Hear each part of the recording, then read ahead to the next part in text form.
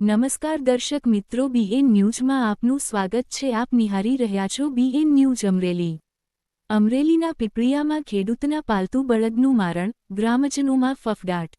અમરેલી જિલ્લાના પીપળિયા ગામમાં વન્યપ્રાણી સિંહોના વધતા જતા આંટાફેરાએ ખેડૂતો અને ગ્રામજનોમાં ભારે ભયનો માહોલ ઊભો કર્યો છે। તાજેતરમાં ગામના ખેડૂત વિનુભાઈ કાળુભાઈ ચુડાસમાની વાડીએ રાત્રિના સમયે સિંહે હુમલો કરી ખેતીકામમાં ઉપયોગી એવા પાલતુ બળદનું મારણ કર્યું છે। પીપળિયા ગામના આગેવાન રવજીભાઈએ માહિતી આપતા જણાવ્યું હતું કે ગત રાત્રિએ વિનુભાઈની વાડીએ ખીલે બાંધેલા બળદ પર સિંહે હુમલો કર્યો હતો। સિંહે બળદને ગંભીર રીતે ફાડી ખાધો હતો, જેના કારણે ખેડૂતને આર્થિક રીતે મોટું નુકસાન વેઠવાનો વારો આવ્યો છે। સવારના સમયે જ્યારે ખેડૂત વાડીએ પહોંચ્યા ત્યારે આ કરુણ દ્રશ્ય જોવા મળ્યું હતું। સ્થાનિક લોકોના જણાવ્યા અનુસાર આ વિસ્તારમાં અવારનવાર 10-12 સિંહોના ટોળા જોવા મળે છે। સિંહો સીધા વાડી વિસ્તારમાં આવી ચડતા હોવાથી ખેતમજૂરો અને ખેડૂતોના જીવ જોખમમાં મુકાયા છે।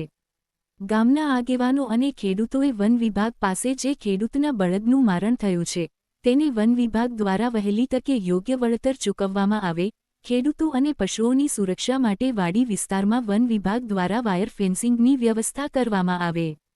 રાત્રિના સમયે સિંહોના ગ્રામ્ય વિસ્તારમાં પ્રવેશને રોકવા માટે ચોક્કસ પેટ્રોલિંગ કે અન્ય સુરક્ષાત્મક પગલાં લેવામાં આવે। ગ્રામજનોએ ચીમકી આપી છે કે જો વન વિભાગ દ્વારા વહેલી તકે ખેડૂતોની સુરક્ષા માટે યોગ્ય વ્યવસ્થા નહીં કરવામાં આવે તો આગામી દિવસોમાં માનવ સંઘર્ષની ઘટનાઓ વધવાની પૂરેપૂરી શક્યતા છે।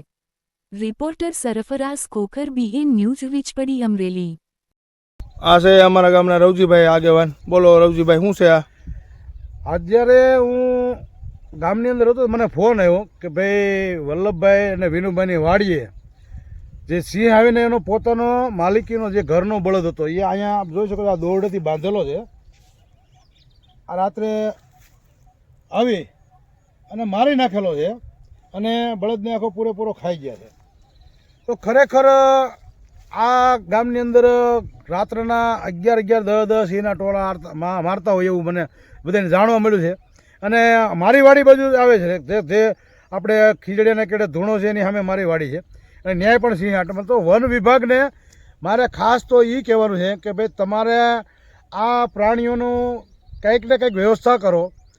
આ તો ઠીક છે, આ મૂંગું પ્રાણી એમાં જીવ છે, માણસની જાનહાનિ થાય। આ લોકો અત્યારે આપણે બધે ખેડૂતોની વાડીએ માણસો રહેતા હોય તો વન વિભાગને જાણ કરવાની છે કે ભાઈ તમે ખેડૂતોને વાયર ફેન્સિંગ કરી દો અથવા તો એને કંઈક સુરક્ષા માટે વ્યવસ્થા કરો। એટલે વન વિભાગ માટે ખાસ આ મારે કહેવાનું છે અત્યારે કે જે ઇરિગેશન વિભાગ આવેલો છે એની અંદર જો વન પ્રાણી આવી જતા હોય તો યોગ્ય કાર્યવાહી અને આ વલ્લભભાઈ અને વિનુભાઈના જે બળદને મારણ કરેલું છે અને પોતાનો માલિકીનો બળદ હાલતો તો એને પૂરું વળતર મળે એવી અપેક્ષા રાખું છું।